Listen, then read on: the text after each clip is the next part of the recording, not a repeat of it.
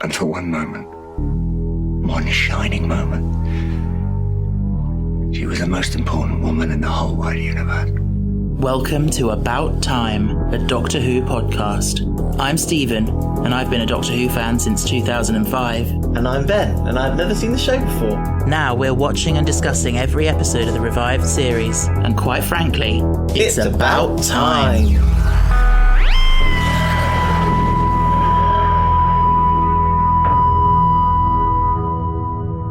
Hello. Hello. My eyes are still wet. We've really got nothing else to talk about because we literally recorded last night and this is this morning. Yeah. Because I think, apart from anything else, you wanted to just get on. I wanted to see the end of Donna's story. Yeah. And, yeah. Yeah. So I feel emotionally drained. It's always emotionally draining watching this episode. And we've got so much to talk about. Yes. Let's start by talking about the resolution of the cliffhanger of David Tennant regenerating. Yeah. So, were you 100% sure that he was actually regenerating into Matt Smith when you watched it yesterday? I was like, in my mind, I was like, it can't be. They can't. Something didn't feel right. They can't let. It would be unfair for them to let a new Doctor take the finale.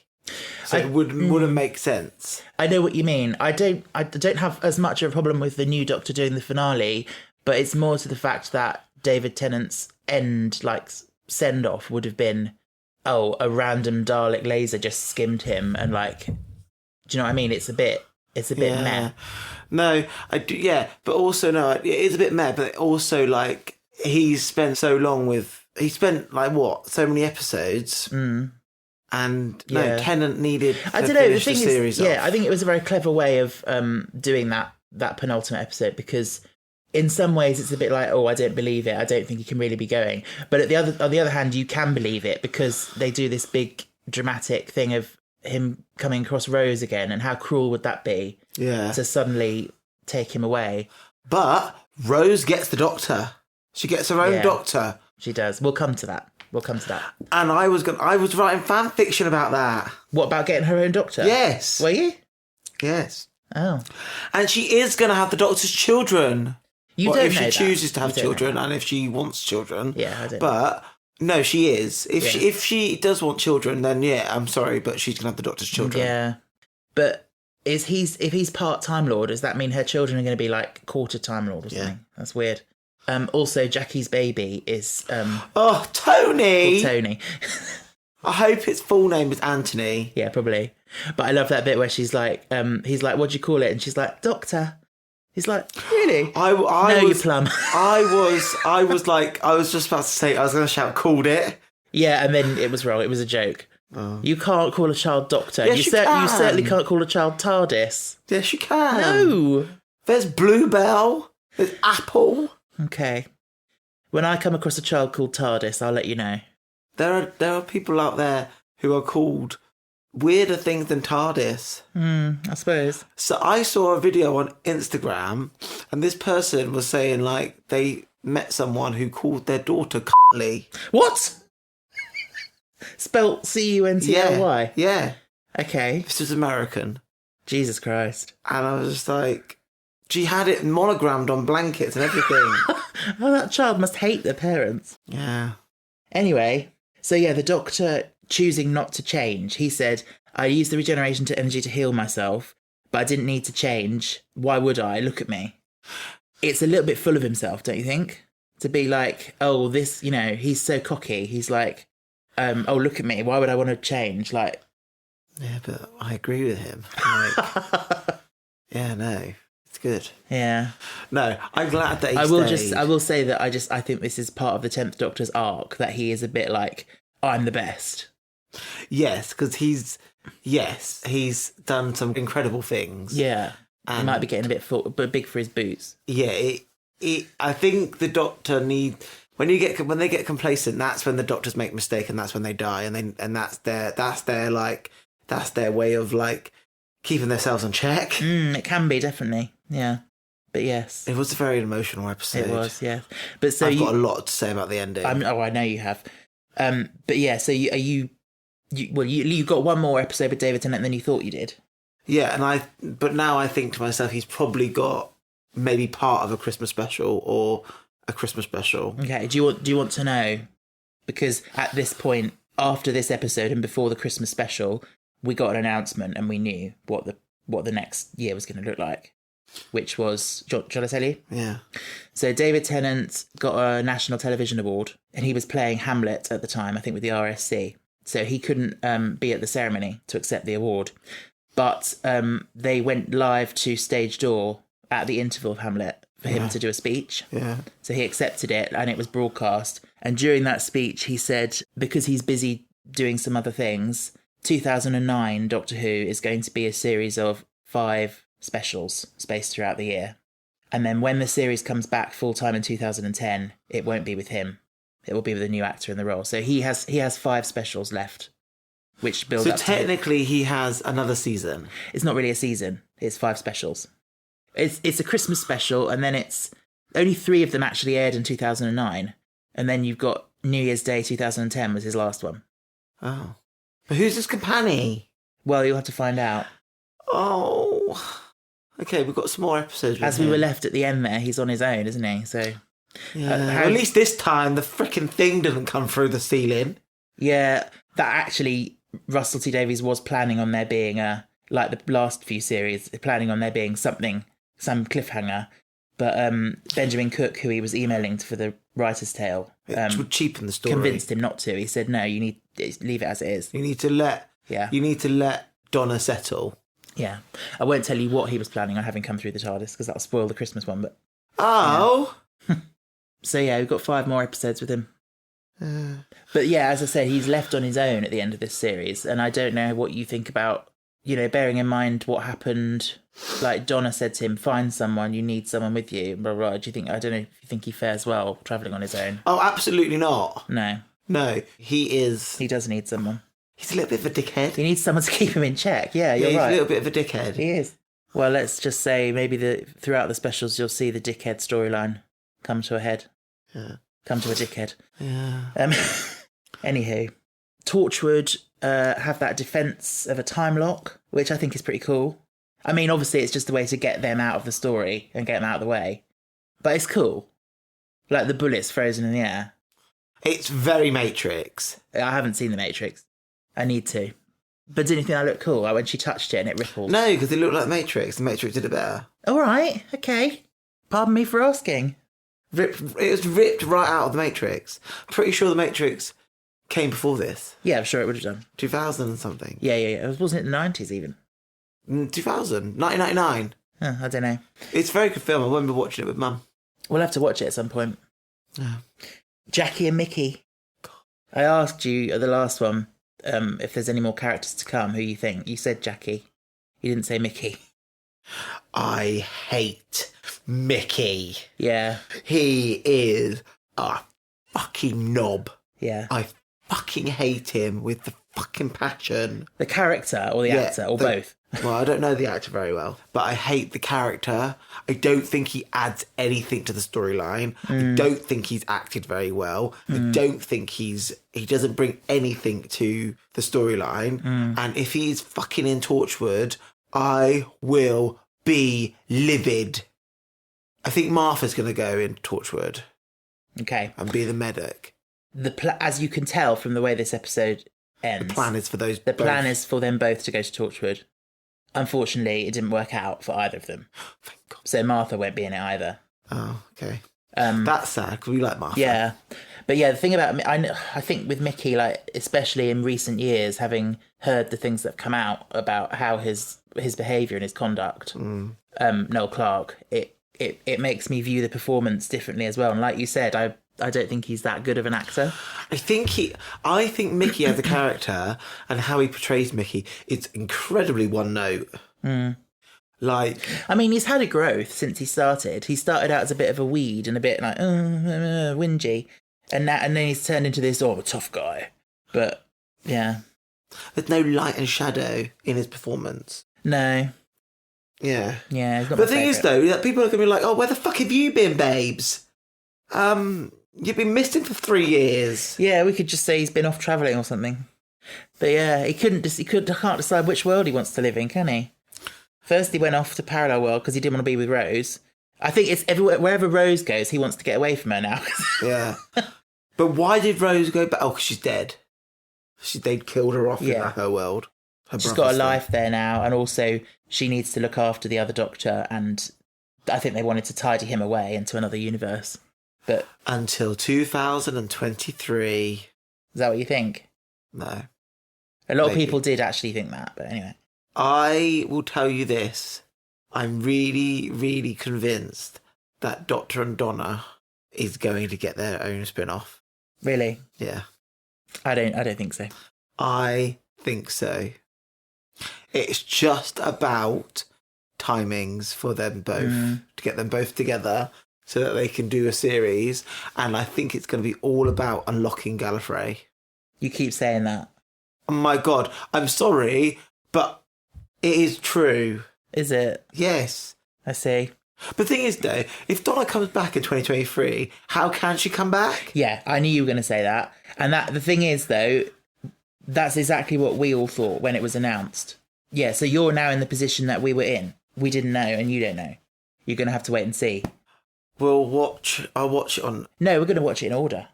You've got to wait through all of Matt Smith, Peter Capaldi and Jodie Whittaker before you find out. Oh. But yeah, let's just say there were many fan theories and speculations as to how this can be possible. When it was announced, Russell said, is it a missing adventure that slots into their series? Is it, are they clones? Is it a dream? Is it whatever? What Is that what he said? Yeah, he's just playing devil's advocate. But okay, for me, I think that the Doctor needs Donna for something. The Doctor, he knows that there is some unfinished business within the Doctor's storyline.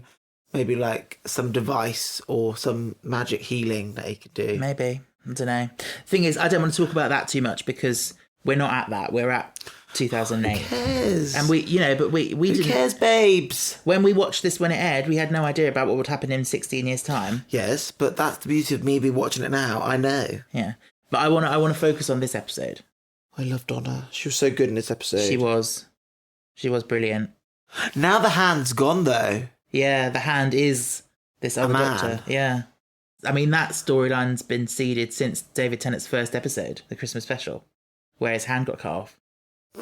Do you think Russell planned it or just seeded? It's a bit like J.K. Rowling when she was when she announced Nagini was a woman, and she's like, someone said, "How long have you been keeping that secret?" And she's like, "Oh, about 20 years." Fuck off, you just made it up 5 minutes ago. No, he, like any good author or writer or storyteller... He keeps his options open. Yeah, and also, they write things in because they are cool. Yeah. A good author will know, okay, so I had this, okay, and you're right, and you have ideas in the shower. The hand can grow. Yeah. Using particles of Donna. Yeah. To become Donna. To be fair, I loved him like that. That was the best. That was such a good scene. Oh, when they were in the TARDIS. Yeah. They are so good together. Yeah, because seeing the Doctor with a little bit of Donna. Yeah. Because they're both very good actors and they're both very good mimics as well. Yeah. They could pick up each other's voices. And I would love to see them in a comedy together. Mm-hmm. Like a family comedy or family drama comedy. That would be good, yeah. They've done Shakespeare together. They've done Much Ado About Nothing. Oh my God. Oh, it was good. I saw it. It was very good. Did you? Yeah. When? When it was, I don't know, when it was 2010 or something like that. Oh, I didn't know you then. No. But no, it was You very went good. to go see the recording of Catherine Tate. You didn't take me. Did I know you then? You bought the tickets before you knew me. Oh, okay. Well, there you go. So we had German Daleks. Yeah. Which is a bit on the nose for the Nazi imagery. But yeah. So for me, doesn't make sense. I understand why it was to tell you that they're in Germany, but it doesn't make sense because they're no longer in the field of the TARDIS. How do you know how big the TARDIS field is? Sorry, babes. I know. Yeah. I don't know. No, but it doesn't really make any sense, does it? But No, it's literally just a device to tell you that they're in Germany. Yeah. And she said there's 25 nuclear warheads. Yeah, but only 3 of them were online. No, that's three people to agree to detonate it. Doesn't mean that there's one per warhead. Yeah. But yeah, I mean, what do you think about that? The Osterhagen key. Bit bleak. It's very bleak. It's like, is it euthanasia? Is it suicide of the planet Earth? Like, kind of what it is, isn't it? It's not having faith in Earth and the human race as in general. Yeah. Like, it's like you've crossed the line. The suffering is so great. There's no hope. Just end the suffering now. yeah. That's why I think like euthanasia. It's like sometimes when someone is so ill that they can't. There's But no. then hope. you're just giving They're in Yeah. to the Daleks. Yeah. But did Khan, you? Yeah. he was like, babes, I hate the Daleks. Yeah. And I brought the Doctor here to destruct you. Mm. So yeah, he actually saw time. I think a little bit like Rose did in Bad Wolf. And Yes, don't get me started on this. Yeah. Do not get me started on this. why? Because I'm fucking livid. About what? Livid. Yeah, what? Rose had some burning up mind tricks. Donna gets some burning up mind tricks, but then she loses her fucking memories. It's a different thing though. No, it's not. No, it's not. Rose absorbed the energy of the time vortex, and the Doctor took it away from her. Donna had a Time Lord brain in her brain. Yes. Yeah. But he could have just fixed her. Yeah, well, it's the story, isn't it? By the way, before we move on from the Osterhagen key, cheap little fact that Osterhagen is an anagram of Earth's Gone. Oh. And you got the German lady who's she obviously knows what the Osterhagen key does. Yeah. And you know what the last thing she says to Martha is? No, I don't, because I don't She speak says, German. Martha, she says, to hell with you. And Martha says, I know. Because she knows she's about to do something awful. But then she doesn't do it. Well, yeah. I wonder what Freema is in now. Are you in anything, babes? Tell us. Oh, Freema, come on the podcast. Oh, that'd be good. I might email her. Okay, what's her email address? Freema.freema. F.Adjuman at... I was once a Doctor Who companion.com. No, do it again. F.Adjuman I've got another one. Yeah. I've had my 15 minutes of fame.com. No, she has done other stuff. I told you about Sense8. I've never watched it, but she was in that.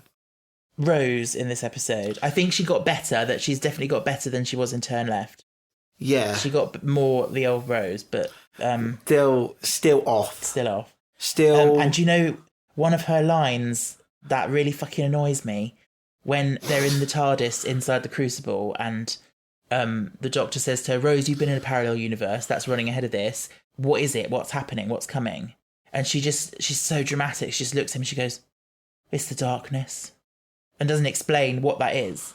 Like, come on, get to the point. Why do you be so dramatic? But maybe she doesn't know what it is. Yeah. But she could say, like, the stars are going out or something. Like, not just, it's the darkness. That could be anything. I mentioned as well when we were watching it, I liked how when Jack got exterminated and then he came back to life and he winked at the Doctor. Because he had to do it surreptitiously. It's the only time Jack's ever come back to life and not gone, He's not played up for the cameras. yeah. Oh my God. I just thought of something really bad. Mm. Imagine if, like, Yanto and him, like, are really into, like, really bad kinky play. Right. And it gets out of hand. Oh, and he kills him. He Yeah. comes back to life. And he's just sat there waiting. I don't think Yanto would do that. No. Yanto's sensitive. Yeah. I love Yanto. I know. He looks really good in this episode. Yeah. Yeah, it's funny seeing him in Doctor Who, isn't it? We didn't see his Sharpay today, though. No. Oh my God, I hate that little nod of Gwen. Like,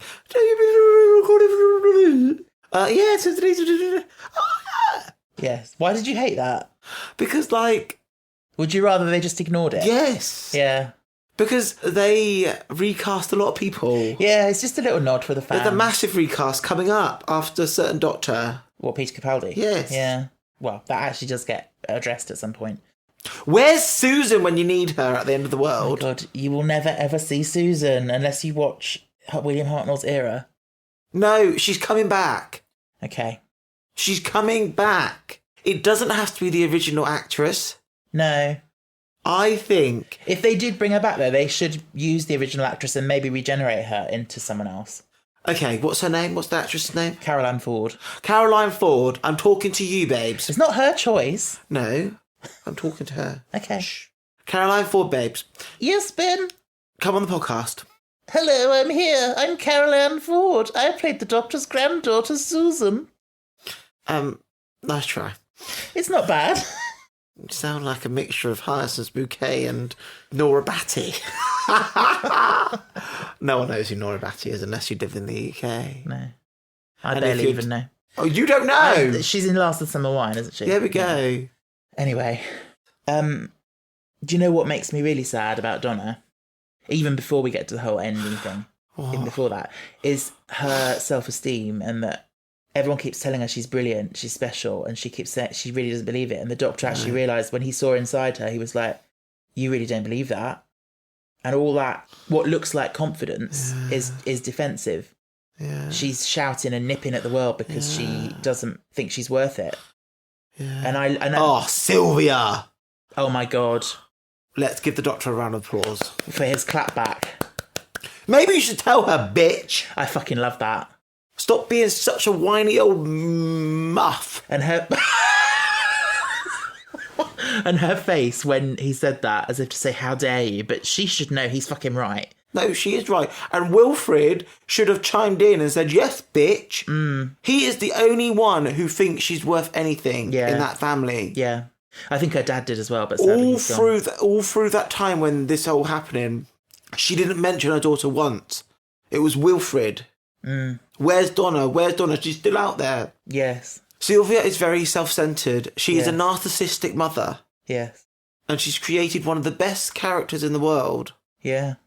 My God. Is there a Doctor Who comic? Yeah, there are in Doctor Who magazine, there are comics. No, don't want that. All right. Why'd you ask then? No, like a graphic novel. Because I think Donna should have her own... Oh, my God. Donna! Why do you not get your memory? Why could she not be a doctor? Why did they not let her keep that? Yeah. Shall we talk about that now then? Because it is the saddest fate that she could have had.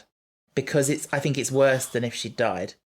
Because she... It is. I would have preferred her to die. If you look at how much the Doctor has unlocked her and, like, her potential... He twisted her back. And she's gone back now to before she met him. And, she, you know, no offence, but, you know, she was better with the Doctor. Yeah, her arc was absolutely amazing. Her story arc was phenom. Like, this series was very good. Yeah. Oh my God, I just love her. It's that scene at the end where she's in the kitchen on the phone to her friend and she's obsessing over trivia about... I'll tell you what that is. That's that little man down the offie that you fancy with a little goatee. You do. I've seen ya. She's obsessing over, like, Hello Magazine type gossip. Yeah, she's... and then the Doctor's like, I'm just going now because it's his last chance to say goodbye. And she just over her shoulders like, yeah, see ya. Just dismissive. Yeah. How heartbreaking. Yeah, and I just don't understand. They were best friends. Yeah. I just don't understand why Russell gave her that ending. Because it's sad and because it's dramatic. Yeah, but the thing is, though, we've had a fucking dramatic episode. We don't need any more. Yeah. She's nearly died. We didn't need this. No. I think it's brilliant. I think it's tragic and heartbreaking. But then we know... But it's great TV. We get a lot of...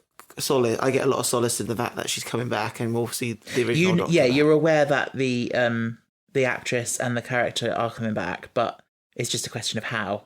But you've got a long wait before that, so as far as you need to consider, this is it. Oh. But Rose got to keep her memories. I know, and she got her own Doctor in this episode. Yes. Which is a bit, what do you think? Good. You like it? I like it. Sad for the real Doctor, though, because she gets the Doctor. He doesn't get her. I'm sorry, but that's his choice. Yeah.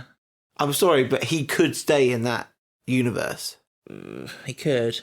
There is absolutely no ties for him in the universe he's staying in, the parallel universe he's staying in. I guess that's There's true. no ties. It was a way of getting Rose out of the way. Yeah, obviously, yeah. And I did like seeing Rose again. I did think she was a little bit... Oh my God, she's such...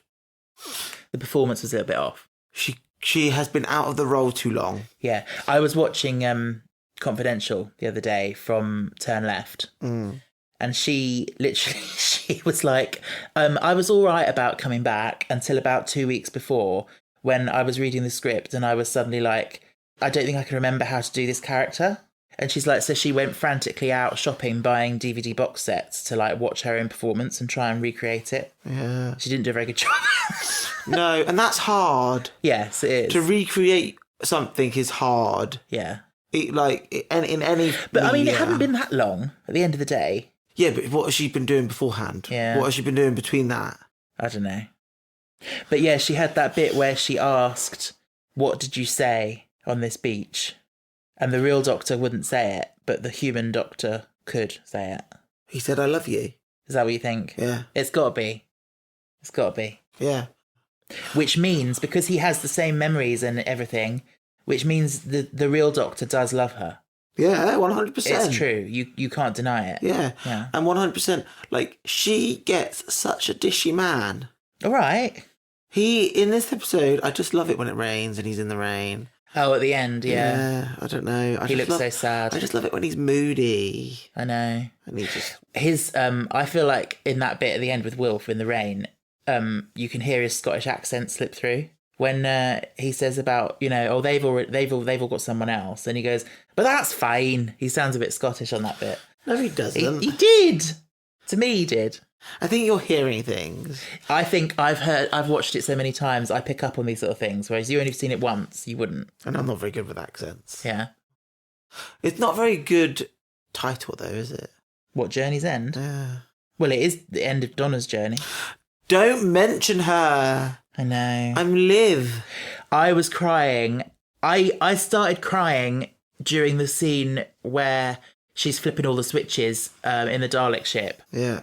Because you were happy and like, oh my god, she's so funny and she's brilliant, and I was just crying, and you looked and you said to me, she's gonna die though because you're crying. Yeah. Like, I couldn't help it. Technically, she has. Yeah, that's the whole thing. That version of Donna, that Donna that was built up to be what she could be with the Doctor, has died. She's reverted. I don't like that. It's very sad. That's an understatement. It makes the whole... What's the point?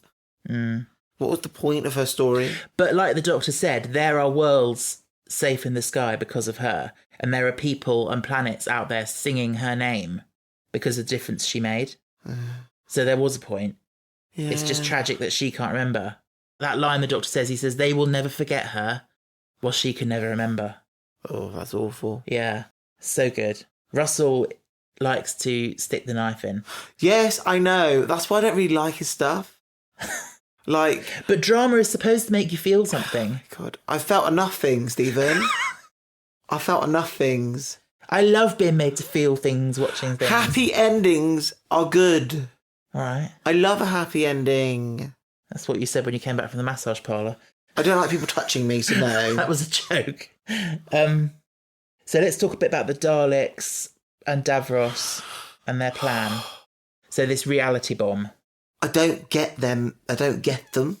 No. I just don't get them. Like, why do you want to be the only people in the universe? I know. It's crazy, isn't it? Because it's all very well saying that, but what's their plan after that when they've destroyed everything and they're just gonna be like, oh, now what? They're gonna be twiddling their eye stalks. Twiddling their plungers. Oh my god. Donna turned off all their guns. Yeah. And yet the red one can still use a gun. But he was the Supreme Dalek, so I'm guessing it was worked on a different thing, hence why he could. Still a Dalek. Yeah, I don't know. Loopholes. Yeah, the Daleks' plan, it just is doesn't make much sense. But I think that's part of their character. I don't think it's a fault of the episode. I think it's a fault of the Daleks' logic. And Davros is insane. So he's probably not thought it through that far either. But it just also shows how stupid their point of view is and how stupid the whole racist thing is. Yeah. Makes no sense. It makes absolutely sense. I hate and Davros. Dalek Khan saw through it and he realised what... Yeah. Like, Davros makes no sense. Oh, by the way, I definitely thought we were gonna, when he said, you should know him, and I thought she was gonna say, it's the one you healed. What? She touched a Dalek.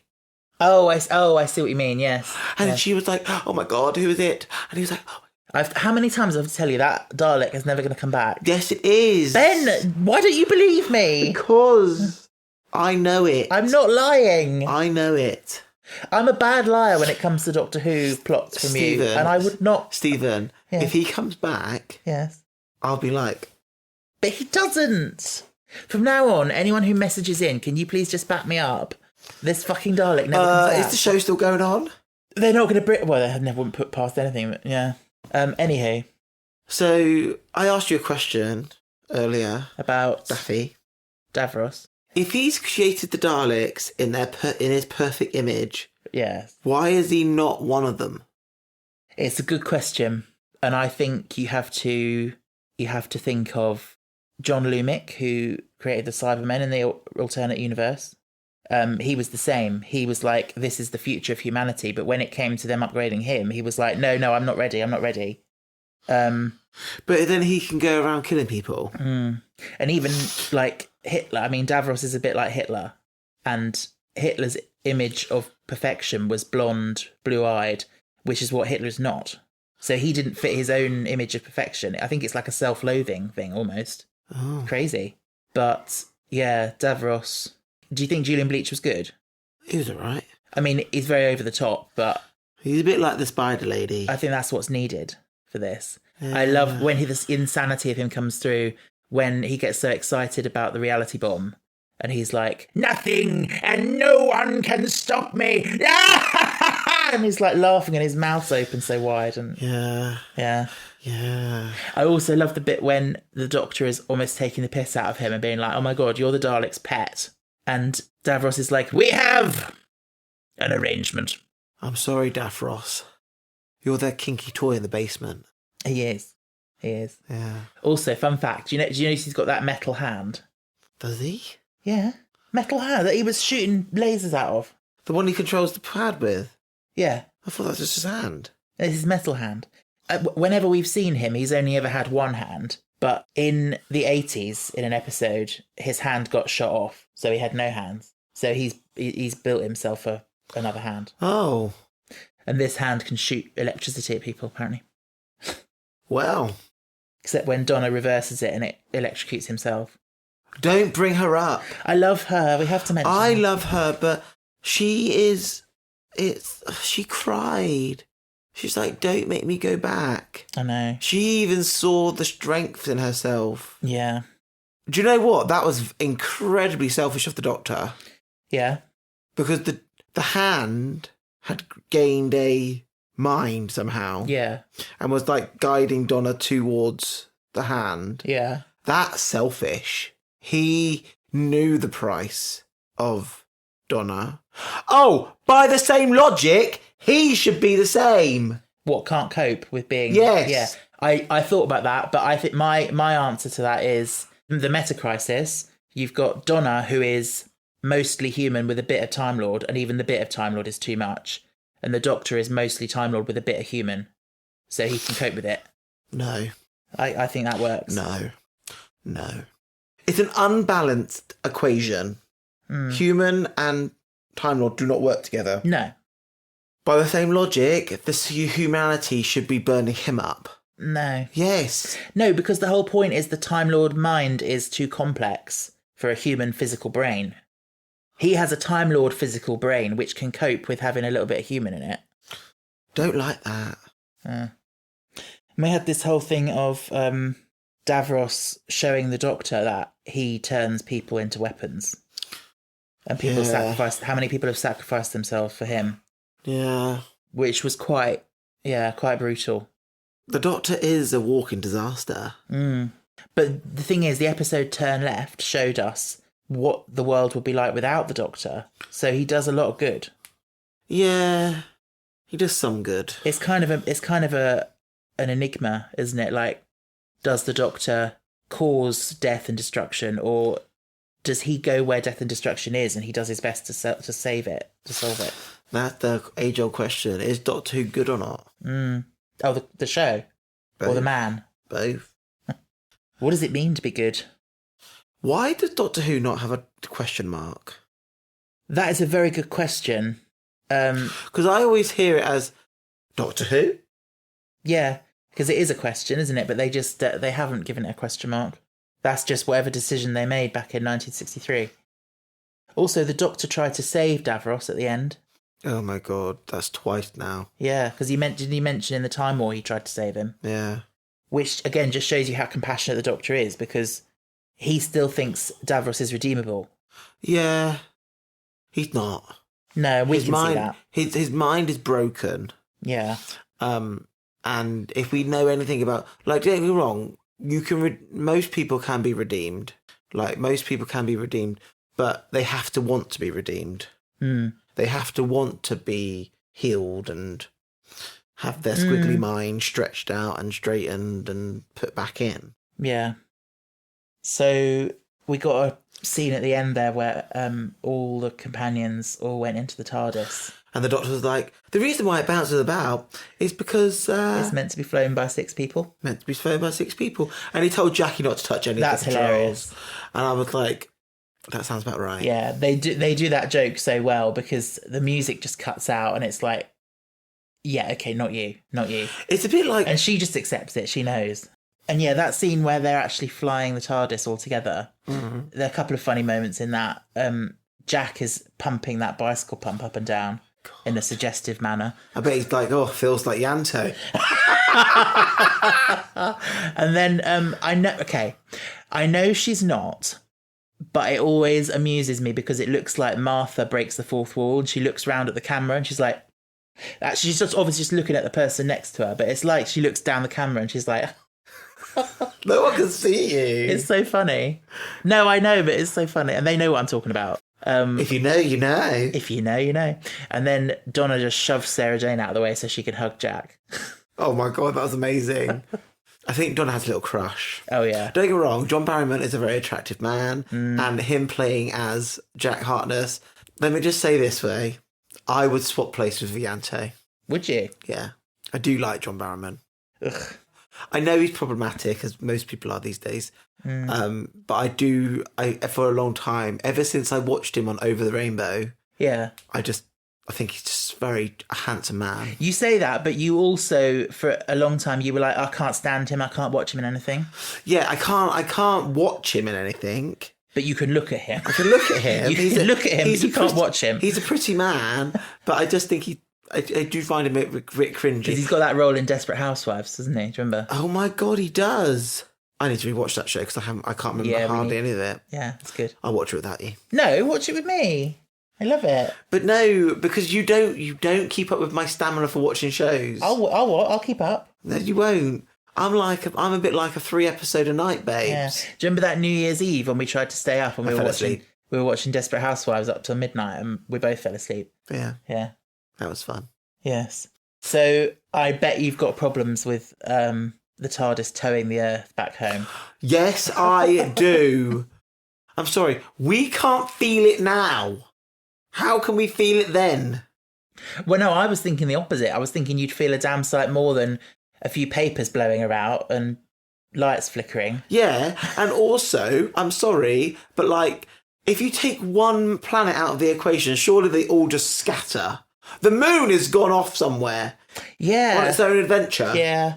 Yeah, no, it is incredibly cheesy and incredibly silly, but it's a triumphant moment for the episode. I think you just have to accept it. And the music there, you've got Song of Freedom, which is the same song that the Ood were singing at the end of their episode. That song is just so lovely and triumphant. We did it was the last thing we did with Doctor Who Fan Orchestra, because we did Adonna Suite and then we did Song of Freedom for the credits, end credits.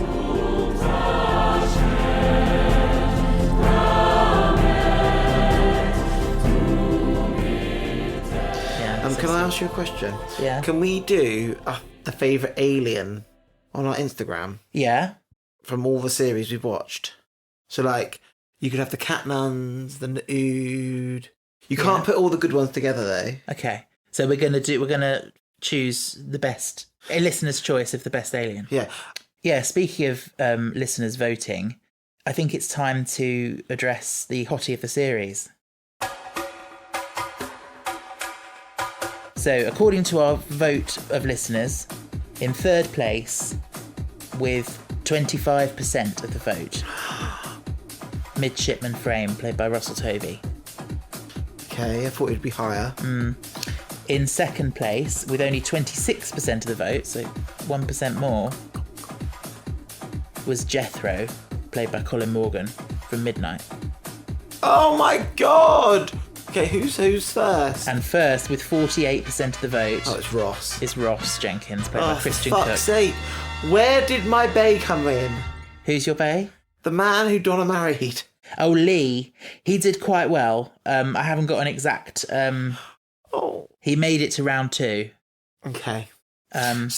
My top 3, coming in third place, is Wet Tenant. What? Wet Tenant. Show me? Well, Tennant in general. Oh. In this series, I've developed a big crush on David Tennant. Wow. Just in time for him to leave.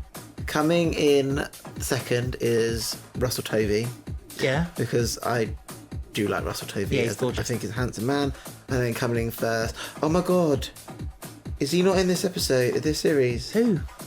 They're in that really hot planet, on that hot ship, and the wife and the husband there. That's at series 3. Oh, okay, but he was hot. Yeah. Her husband was hot. Yeah. Yeah, and Lee's first.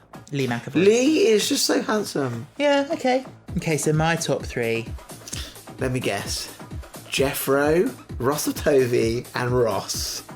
You'd think, wouldn't you? But no, actually, I do like Ross, but he's not top of my list. I don't think he even makes the top 3 for me. Jeffro is. I think Jethro's number 3. 3? Yeah, he is hot. I thought you'd be like, bang me sideways. Well, I wouldn't say no. Russell Tovey is number 2. But my number 1 is a bit, not exactly left field, but someone that didn't get as many votes as I hoped, who was Davenport, the servant man in Show me. Unicorn and the Wasp. Ah! He is so cute and handsome. His hair looks completely inappropriate for the period of the 20s. A little bit. It looks very modern. But he's such an underrated hunk, and he's my number 1. He's a handsome man. They're all handsome men. Yeah. But we all have our tastes. We do. And my taste is Lee. Good old Lee. Well done, Lee. Well done, Lee. Anyway, so we've done listener's choice. We need to stop this because this will get us in trouble. No, it's the thing is, it's all in good fun. Yeah. The thing is, as a gay man and as quite a shy person in real life, I don't get any opportunity in real life really to express my attractions to men. Yeah. And so a safe space like this podcast is quite liberating to just be able to let it out and be like, oh, he's hot. You can be like, oh. Do you know what I mean? So I know it makes me come across as a massive whore, but it's just... But you're not. No.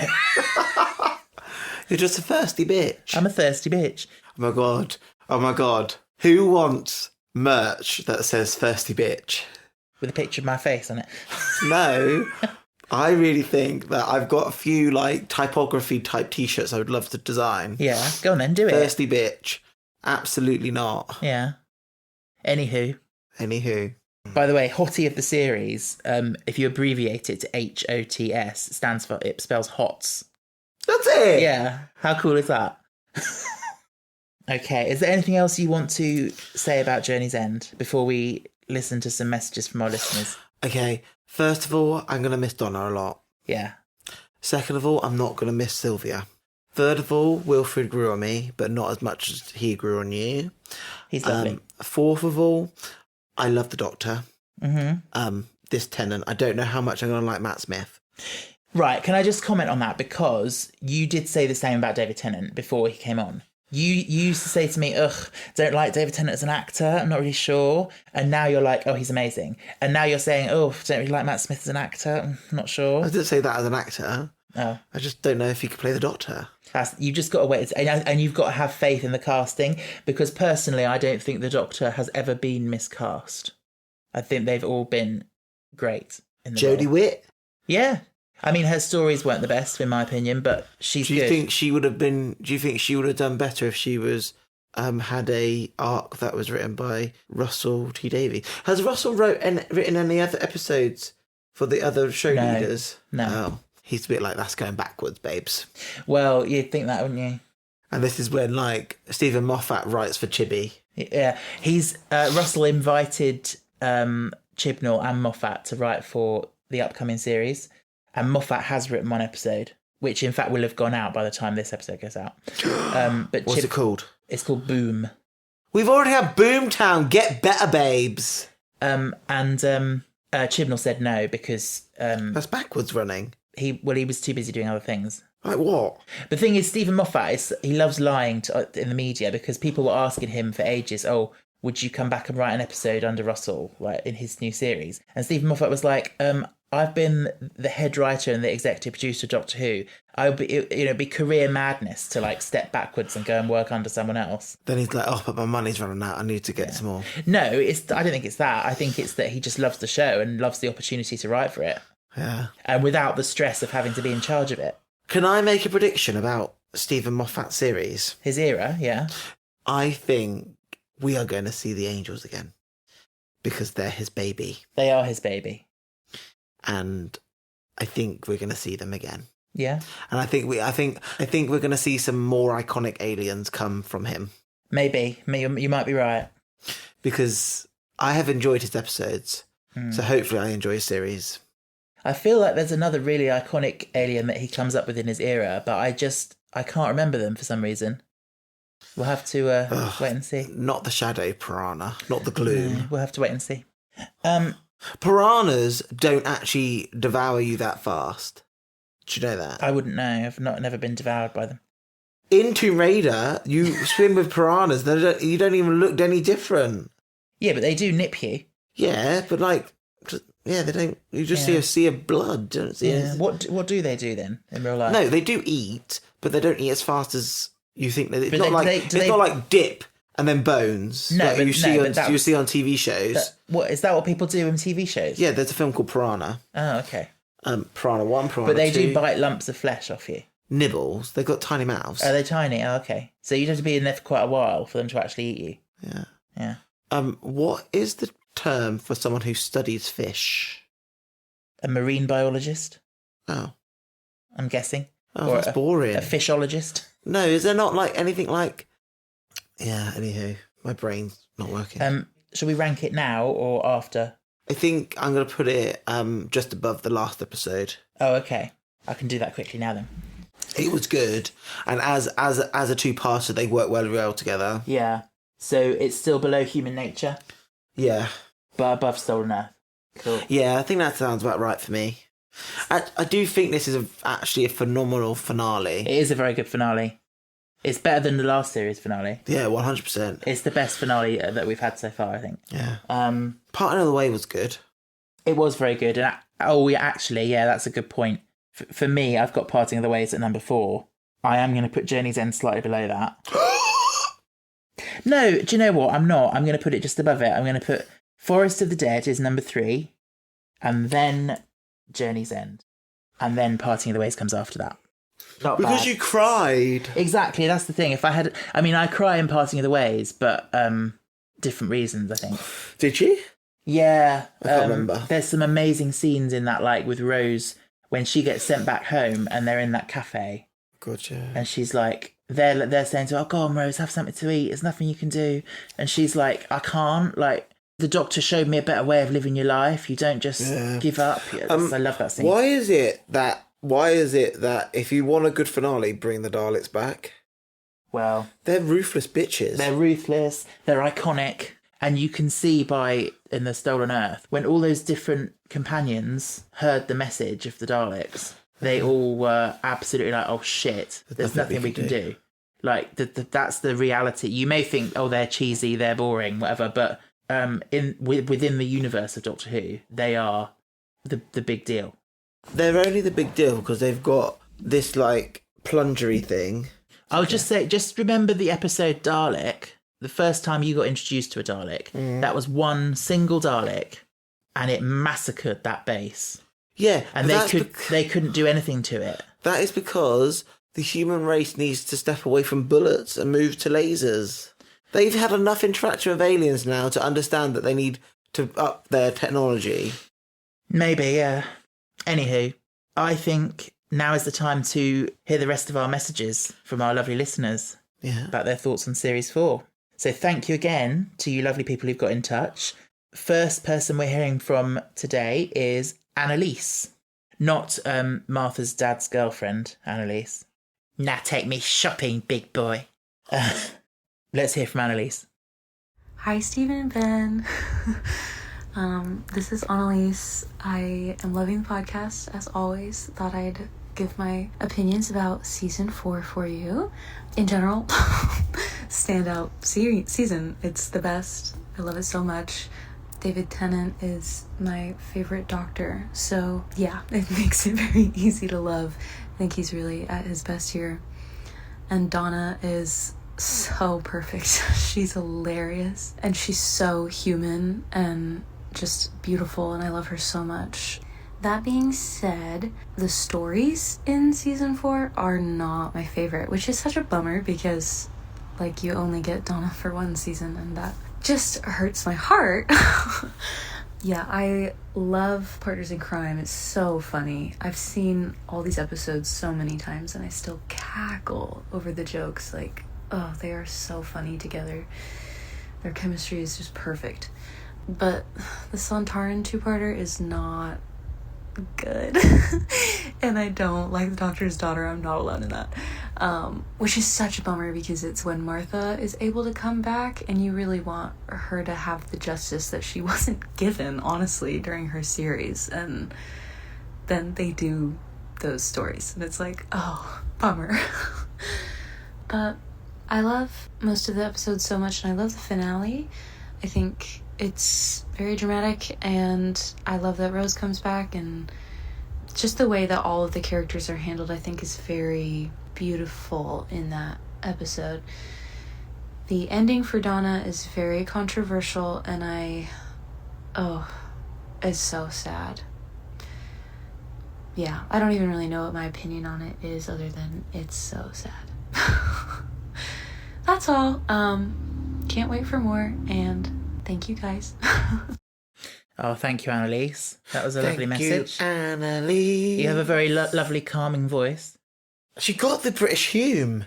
The British Hume? Yeah, oh, humour. the jokes in Partners in Crime she was saying about. Yeah, definitely. I sometimes think British humour is like this aloof thing that people don't get. Yeah. But they do, clearly. Especially in the age of the internet, everything's a lot more connected. But yeah, I definitely agree with what she was saying about that dip in the middle of the series with the Sontaran two-parter and the Doctor's Daughter. It is a definite dip in quality, and it's such a shame that Martha's back and it's for those crap episodes. Yeah. Do you not agree? Yeah, I do agree. I just think to myself, such a waste of her. I just think to myself, well, that's quality control for you. Yeah. Someone's not doing their job properly, Russell. Well, the thing is, it's very hard. It must be so hard. Like, people say, oh, it's a bit hit and miss. Like, see, we know that Russell's really good at writing Doctor Who. Why did they just not write every episode? Well, you say that. This upcoming season is 8 episodes and he's written 6 of them. So he's written nearly all of them. And some people are up in arms about that. Like, oh my God, he's taken over. It's because he understands what he wants, yeah. Like, if you've watched a Russell T Davies show where he's written every episode, there's a bit more, there's more threads connected, there's less disconnection. Yeah. So let's see if this brings that. Yeah, we'll see. But yeah, thank you for that, Annalise. Our next message comes from a long-time listener called Elliot, who's messaged in quite a few times before. So hi, Elliot. Thanks for messaging. Elliot says, hi, Ben and Stephen. I'm still really loving the podcast, and as always, hearing both of your opinions on everything. Series 4 is definitely one of my favourite series of Doctor Who, along with Series 1 and Series 10, and has some of my favourite episodes of all time. I think the Doctor and Donna's relationship is so entertaining to watch, because David and Catherine have amazing chemistry as actors, and it's such a nice break from the romance with Rose and Martha.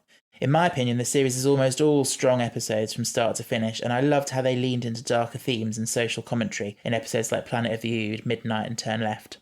Overall, it's a brilliant series with an incredibly heartbreaking ending. It is really heartbreaking. It is. I'm so sad. So heartbreaking. Thank you, Elliot. Thank you, Elliot. Yeah, totally agree. Next, we've got a short voice note from somebody called Ben. Is it me? It's not, because it's not you. Oh. Hello, fellow Ben. Hello, fellow Ben. Anyway, here's Ben. Series 4 is genuinely like, it's just Doctor Who at its peak. You've got Donna who puts the Doctor in his place. You've got, you know, the Daleks, you've got Davros, like, meeting Sarah Jane in the finale and everything like that. I just think that as a Who fan, there is no better series to rewatch. Every single episode is, like, banging, every single one. He's so British. Yeah, he's got a lovely accent. He's like, every episode is banging. Yeah, I don't agree that every episode is banging, but I get the point that it is a very strong series. Thank you, Ben. Thank you, Benny. And now, funnily enough, having just heard from a Ben, we're now going to hear from a Sam, who's your brother's name. Is it Sam? No, of course it's not your brother. Oh. Your brother doesn't listen to this. We should have him come on the podcast. Yeah, and discuss what? Does he like Star Wars? Yeah. If we watch Star Wars, we should have him on. That'd be fun, wouldn't it? Yeah. Anyway, this is from Sam on Instagram, who messaged in. He says, I was about to message in with some controversial opinions of episodes I felt were skippable, but I just made a connection for all the episodes that I don't think I've seen anyone talk about before. I just noticed that excluding the 3-episode finale, there's a theme of body horror running through every episode this series. So bodies dissolving into adipose, bodies turning into stone, the ooze transformation scene, the clone tanks, instant humans from tissue samples, literally the skeletons in the library two-parter, and in Midnight jumping from the physical into possession. He said, could be a stretch, but I've never seen it that way before. I mean, yeah, there is. Now he comes to mention it, there is a lot of that. And dissolving. And even Davros showing his chest in the Stolen Earth. That's quite body horror. Yeah. Yeah. He just goes on to say, my boyfriend had never watched Doctor Who before the 60th, so we binged this series and he was devastated by the finale. I think for my 500th time watching Journey's End, it doesn't quite hold up 15 years later, but it was literally the end game of its time and the nostalgia is real for that. Oh. By the way, I love how many gays listen to us. I love how many gays listen to us. You're welcome to listen to us, whatever your sexuality, but if you can be who you want. We clearly attract a queer listenership. Yeah, so thanks for that, Sam. Thank you, Sammy. Now, our final voice note. Do you remember Heather? Patreon Heather. Yeah.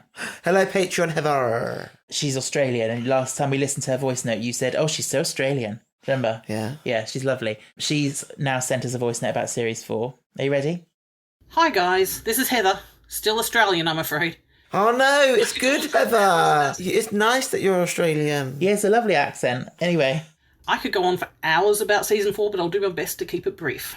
It was a decent opening story and set the tone for the whole series. I honestly thought I'd hurt myself during the scene where they mimed through the windows. The 2-part Sontaran story was the weak point of this series for me. It was okay, but the child villain was a bit too arch for my tastes. It was nice to see a bit of Wilf, though. The Doctor's daughter suffers a bit from trying to do too many things at once. I felt like the whole subplot with Martha and the Hath could have been dropped.